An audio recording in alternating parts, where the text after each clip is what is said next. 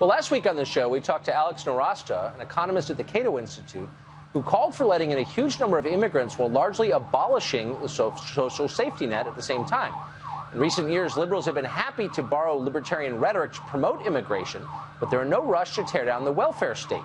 Reihan Salam is executive editor at National Review and a columnist at Slate. In a fascinating new piece, he points out that the immigration alliance between liberals and libertarians is creating incoherent policies that will either cost taxpayers billions or create an impoverished underclass of immigrant workers. Mr. Salam joins us now. Reihan, thanks a lot for coming on. Thanks for having me. So I'm under arrest in the background, as you can hear. But you it's about time, in Tucker. my remaining moments, let me ask you. You point out that there's this fascinating and weird and unstable coalition between the left and the right on immigration, but it can't last.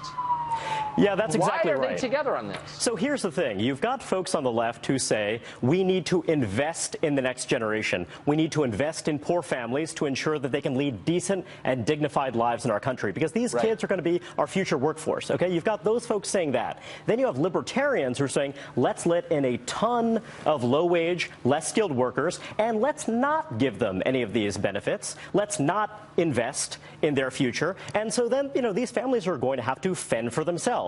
Now, the thing is that these are very incompatible views. On the one hand, you have people who say that this is all going to work out really well as long as we make those big investments, i.e., as long as we spend a lot of money. And then you have other people saying that that would be a terrible thing. So that's kind of weird, right? I mean, either one side is right or the other side is right. They can't both be right.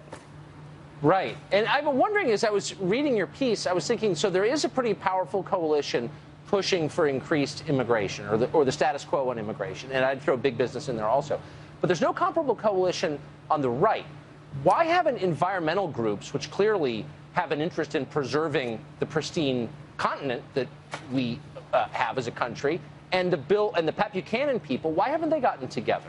Well, it's honestly very simple, because you used to have more folks on the left who said, wait a second, we need to have a more moderate and restrained immigration policy because the world is changing, because the fate of workers with less than a high school diploma is very different in 2017 than it was in 1957. But those folks have largely gone away because of this idea that it's necessarily bigoted to say that we should, for now, admit immigrants largely on the basis of whether or not they're going to be able to support themselves without the earned income tax credit or Medicaid and what have you. This is not because less skilled, low-wage immigrants are bad people. Quite the opposite. They are, generally speaking, great people. It's because the country has changed. We also have a large number of low-wage, less skilled immigrants in the country right now, and it's going to take time and resources to ensure that they can be full participants in our society. That, in my view, is not a bigoted perspective. It's simply a prudent one.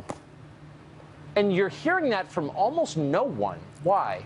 Yeah, I mean, it's basically politics, Tucker, because you have a very powerful, influential coalition of people. You mentioned employers before, right? So think about it this way. If I work for Walmart and I own, and I'm earning less than minimum, if I'm earning very low wages, I'm earning minimum wage, it's not Walmart's fault that I came from a broken home. It's not Walmart's fault that I didn't get much of an education. So maybe you could say, hey, it's not Walmart's responsibility to see to it that I am able to support a family. But if you are an employer and you're saying, gosh, my business is going to go belly up if I am not able to have lots of low-wage immigrants, well then, shouldn't you be the one taking responsibility for their medical care? Shouldn't you be the one taking responsibility for seeing to it that their kids don't go hungry at night? And that's not the way it works. Employers shunt this responsibility onto everyone else, and that strikes me as pretty irresponsible. Totally irresponsible. And the Republican Party has defended it for a long time, but that may be changing. Reihan Salam, really smart. I hope you will come back. Thank you very much, sir.